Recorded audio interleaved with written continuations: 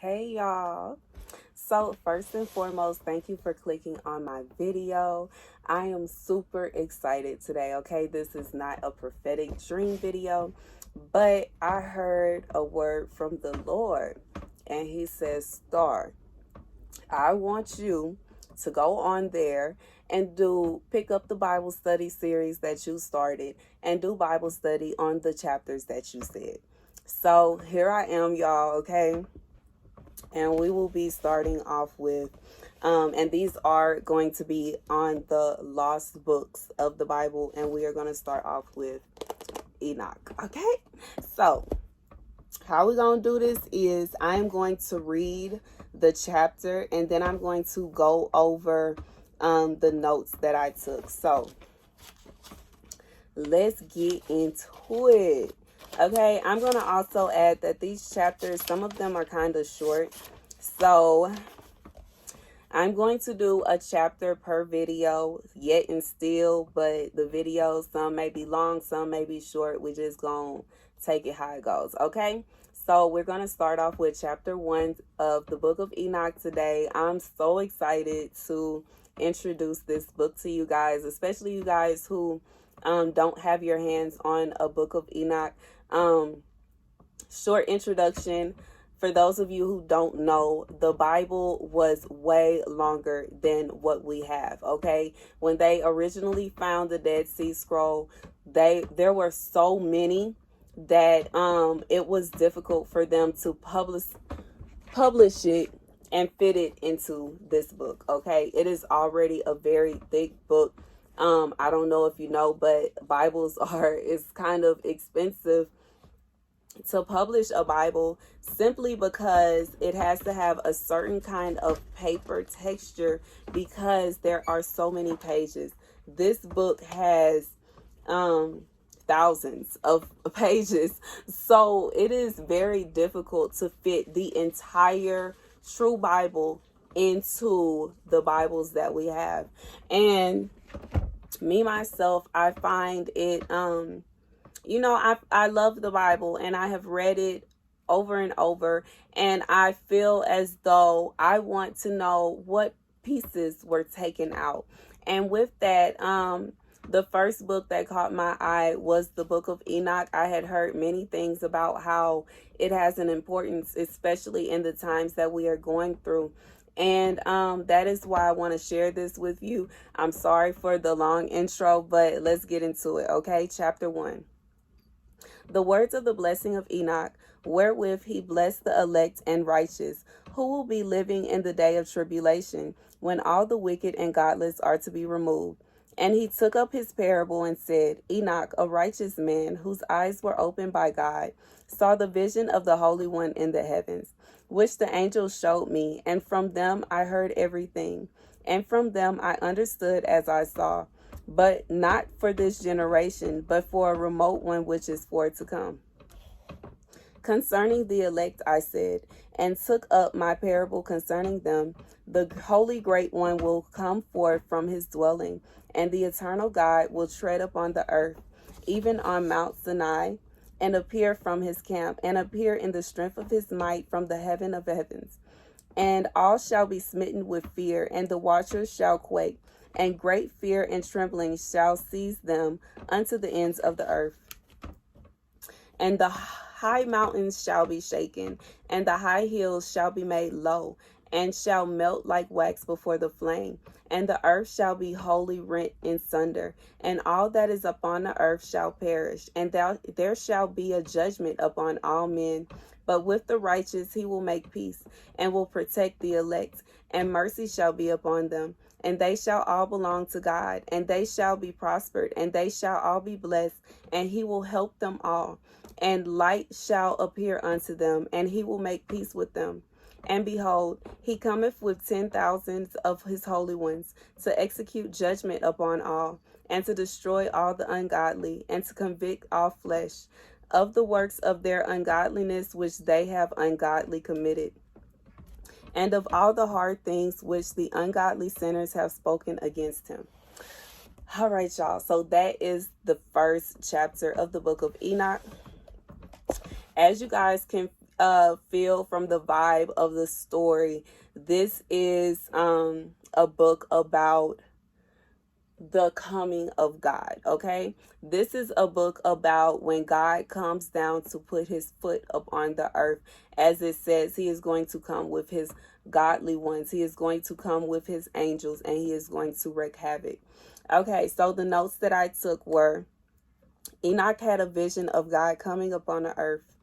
Everyone will be shaken with fear, people, animals, and nature. So that is another point that this chapter actually made, that not only are we, the human life on earth, going to be shaken by God's presence, but the animals will feel his presence, and our nature will feel his presence. Even the mountains and, the seas will feel his presence.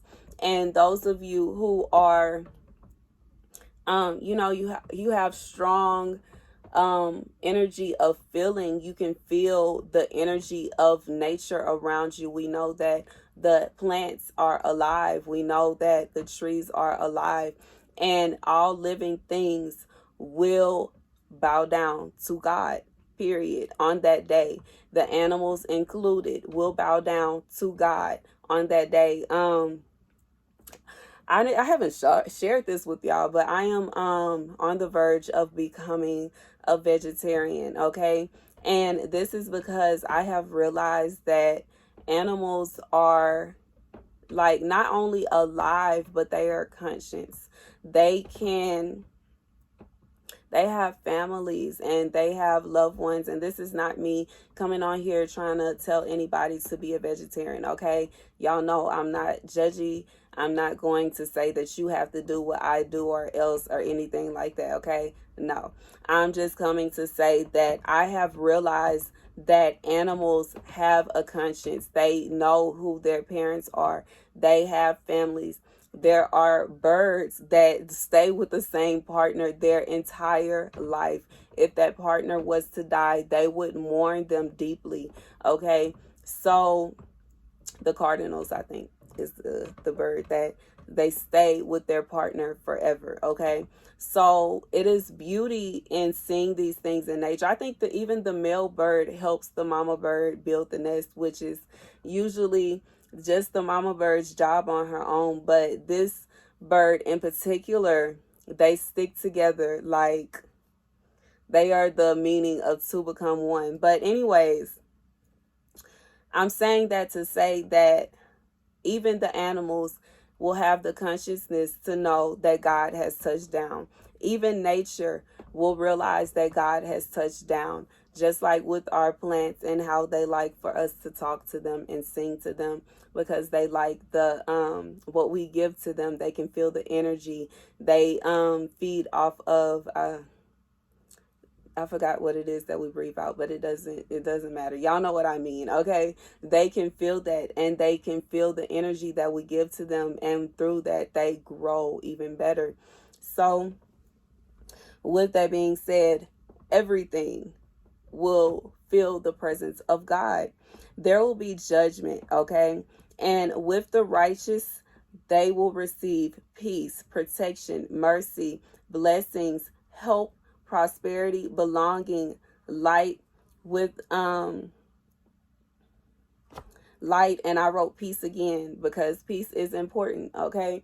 So right now we are in a moment where a lot of the righteous are going through it. A lot of the righteous are not feeling peace. A lot of the righteous are feeling misery, sadness, some depression, some are just confused and feeling lost. And God is saying at this time he is going to ensure that his children have peace, his children have happiness. And I think I've said this several times before. I do not believe that God is going to destroy the entire earth. I believe that God is going to put his foot down on those who are destroying his earth through, regardless if they are destroying resources or if they are destroying nature or if they are being wicked and evil and just completely defying God. They are the ones that will feel the wrath of God, okay? God is not going to cause any harm to his children. He's reminding me of the scripture where he says, not one hair on your head will be touched. Okay. With that said, with the ungodly, they will receive destruction, conviction of doings and sayings. So everything that they have been doing, as far as, sinning and everything that they have been saying, which is also a sin, but basically putting down the righteous, basically saying that God will not come, God is not going to help, God isn't going to do anything. God said these people are going to feel my wrath. They are going to know who God is, but by the time they realize it, it will be too late. So that is the first chapter of the book of Enoch. I hope you guys enjoyed, okay? And I hope you guys understand. If you do like the Bible study, be sure to comment down below. Regardless, I am going to come back because we got like quite a bit of a book to finish, and quite many of people have asked me to do Bible study or go over these lost books with you guys. I know that in some instances it can be kind of pricey purchasing all of these books. Some of them are more expensive than others. It's kind of hard to find them. I completely understand. So with that being said, we're going to continue with this series. I'm going to have this outfit on a few times because I'm going to try to get as many parts done as I have read today. And I have went up to chapter 10. So for the first 10 videos, your girl's going to have on the same shirt, hair, and crazy brows, but pay that no attention, okay? Thank you guys for watching. Please like, share, and subscribe. Deuces.